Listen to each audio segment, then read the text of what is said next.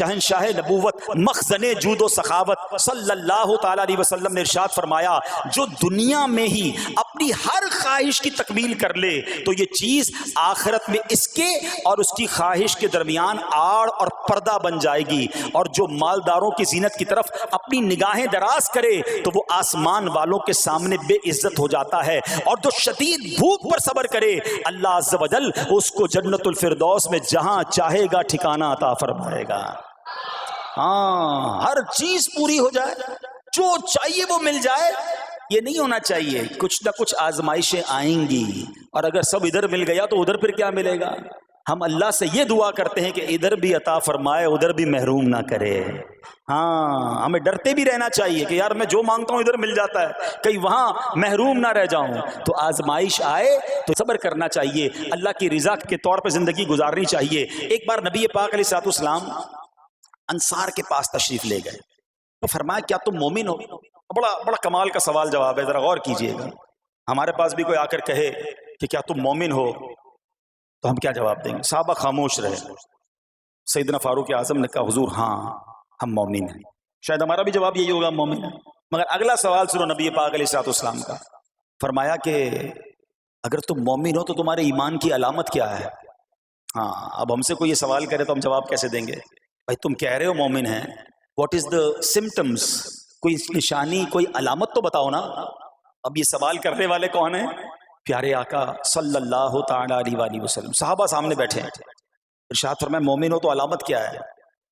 تو کیا شاندار جواب دیا کہ صحابہ کرام نے کہ ہم جب فراخی کی حالت ہوتی ہے نا، آسانی ہوتی ہے تو ہم شکر ادا کرتے ہیں، جب آزمائش آتا ہے، کوئی پرابلم آتی ہے، ہم صبر کرتے ہیں اور اللہ کے فیصلے پر راضی رہتے ہیں۔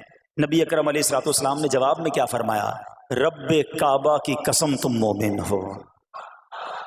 تو پتہ یہ چلا کہ مومن ہونے کی نشانی یہ ہے کہ جب اچھے دن آئیں تو شکر کرے، اور مشکل کے دن آئیں تو اللہ کی رضا پر، اللہ کے فیصلوں پر راضی رہے، صبر کرے۔ اب آؤ سوال کرتے ہیں، اچھے دن آتے تو ہم کیا کرتے ہیں؟ ارے بھائی میں تو انتظار میں تھا، تھوڑے پیسے آئیں تو فلاں عیاشی کروں، فلاں گناہ کروں، تھوڑے پیسے تھے تو وہ کام ہی نہیں کر پا رہا تھا، اب تو موقع لگا ہے، اب تو دن آئے ہیں۔ معاذ اللہ، جس کو اللہ نعمتیں دیتا ہے، فراخی دیتا ہے، تو وہ اللہ کی نافرمانی میں لگ جاتا ہے، اور جب اس کو کوئی آزمائش بھیجتا ہے تو وہ ناشکری کہہ کر، بلکہ بعض اوقات تو کفریہ کلمات منہ سے نکال کر ایمان سے بھی ہاتھ دھو بیٹھتا ہے۔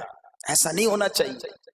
عقل مند وہ ہے، یاد رکھنا کہ رب جتنی عطائیں بڑھائے ہم اتنے سجدے بڑھائیں، ہم اتنے صدقے بڑھائیں۔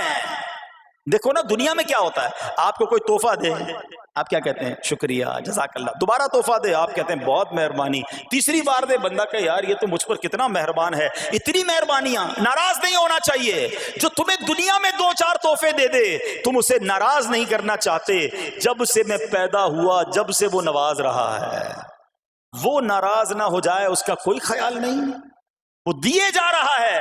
ہم تو دیکھتے ہیں نا، بندہ غریب ہوتا ہے، تھوڑے گناہ، جیسے جیسے امیر ہوتا گیا اس کے پر پرزے نکلنا شروع ہو جاتے ہیں، مسجد سے دور، نمازوں سے دور، معاذ اللہ حرام کاموں میں پڑ جاتا ہے۔ ارے اللہ کے بندے، تجھے رب نواز رہا ہے، تیرے تو سجدے بڑھنے چاہیے تھے۔